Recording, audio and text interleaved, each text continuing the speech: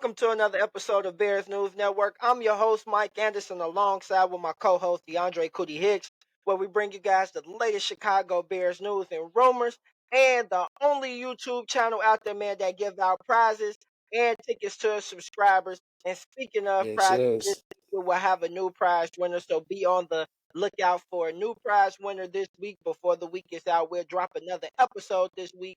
So that's why we tell you guys, if you are a Chicago Bears fan, hit that subscribe button. It does not cost you anything and it's totally free.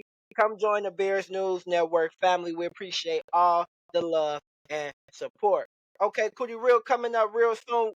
What we got for the people really, really soon, we got a special gift for them, the 1985 Oh, Chicago yes, yes. championship replica ring, man. I know everybody been hearing us talking about it. We're gonna give that out really, really Yeah, soon. we still got it. We still got it. Still got them for you. So be on the lookout for that.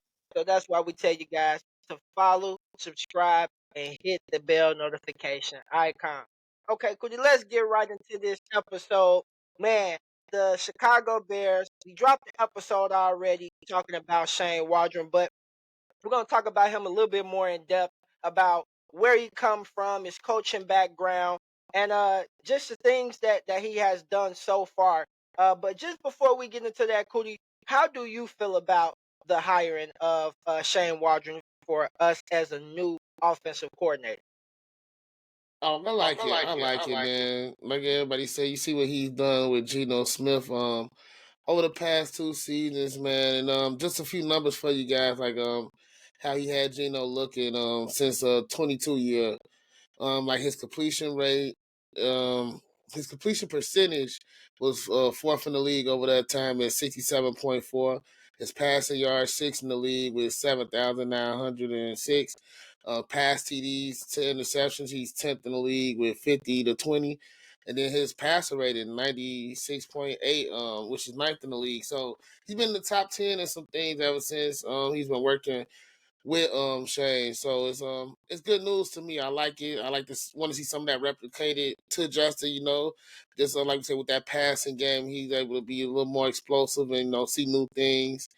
So yeah, I'm liking it. I'm liking it better than the pick that I had, which is between Greg Roman and Greg Olsen. So it's definitely better than what I was thinking.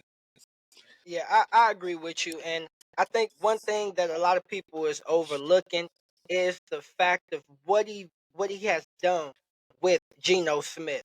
Not just that, his coaching background and where he's come from. He's been on Bill Belichick coaching staff. He's been on Sean McVay coaching staff, and now Pete Carroll coaching staff. So he comes from a lineage of strong minded coaches who has had success in this league at a high level. So just Mm, being able to take things from them and learning along the way from those guys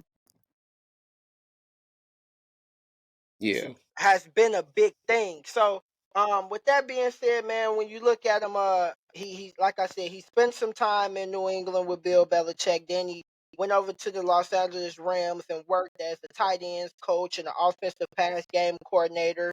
And then you switched over to the offensive passing game coordinator and the quarterbacks coach.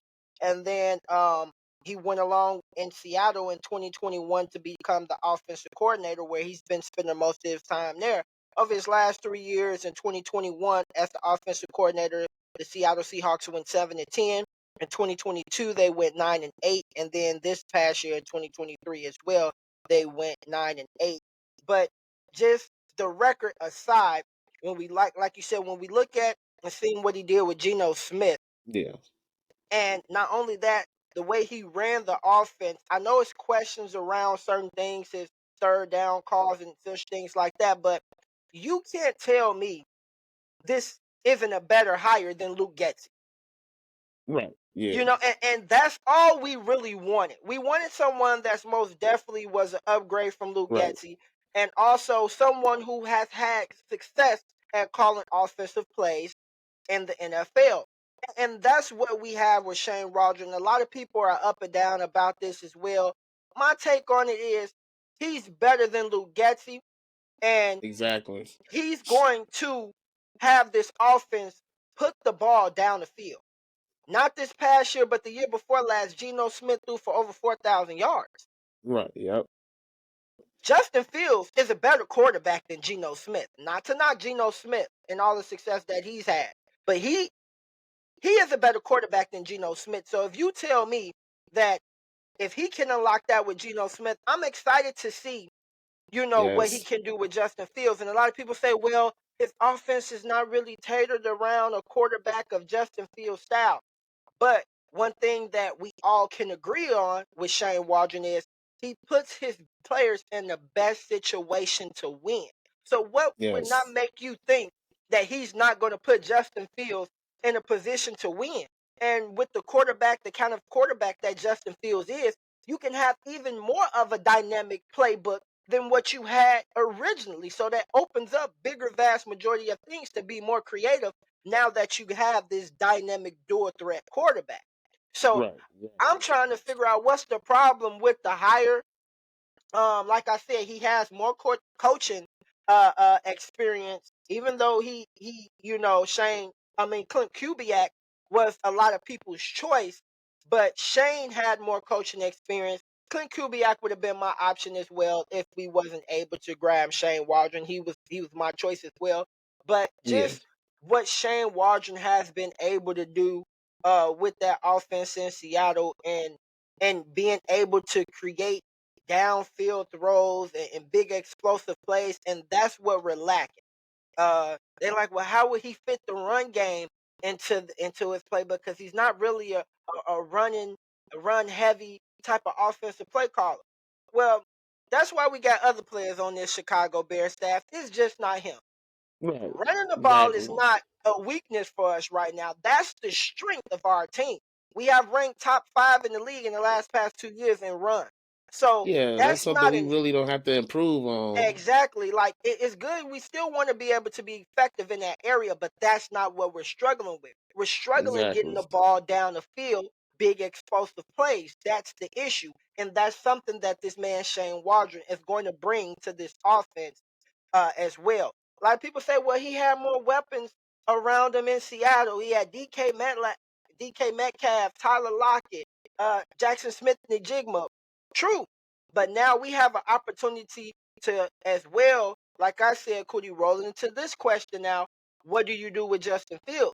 Do you get rid of that number 1 overall pick and continue to build an offense around him? Because we know what Shane Waldron can do when he has weapons. Right now, we only have 2 weapons. We have DJ Moore, bona fide star, and we have Cole Kmet. Now, Yeah. if we can trade back, get Marvin Harrison Jr., or and now we have Marvin Harrison Jr., Cole Kmet, DJ Moore, and maybe we could sign a fourth receiver, or whatever the case may be. But and in other words, of going with Caleb Williams, and you don't have that bona fide superstar receiver that you could have had, and now you're selling them for one of these other guys. And Yeah. Dunze is my best option after Marvin Harrison Jr., but there's no guarantee that he's going to be there for you at 9. Yeah, that's the thing. Getting Caleb Williams, you're guaranteed to give up, a weapon that you were gonna get if you don't get him. It's gonna be one or the other. You gotta give up something if you get him. So, and that's the thing. Do you want to give up that, like you say, when we got this offensive coordinator? Like you said, we don't know how he's going to tweak his playbook, but we know he can tweak it out to be around Justin Fields. I hear a lot of things about like the motions and stuff that he does. So it's things in there that he can put that works for Justin Fields. But it's like you said, what do you want to do in that situation? Do you want to keep Justin and get his weapons and then really make this mesh together? Or you going to get Caleb Williams? Now you might not have that other weapon. You just stick with DJ Moore and whoever else you can possibly get. And I mean, we try to get the best pieces to go around a guy. We're not trying to refigure this thing out. That's how I look at it. So, Yeah, and that's how I look at it as well. Man, let us know you guys' thoughts. Like we said, if you're a Chicago Bears fan, hit that subscribe button, man, all over the world. It doesn't cost you anything, free of charge. Come join the Bears News Network family. #1 YouTube channel, place and only place that give out tickets and prizes, man. So most definitely that's our way of showing back love to you guys. And all we ask that you yes, guys do is just interact, comment with us, and hit that subscribe button. That's all we ask in return. But man, let's get back into it, Cody. So with that being said, um, Grade the Shane Waldron signing. What you think about it? What grade would you give it? Hey, I'm giving that an A. I'm not gonna say A plus on them, but it's a high A. It definitely, like you say, it's an upgrade one. It is the type of upgrade. We see he had the experience. He has been on a winning team, so it's a lot of upside to this one.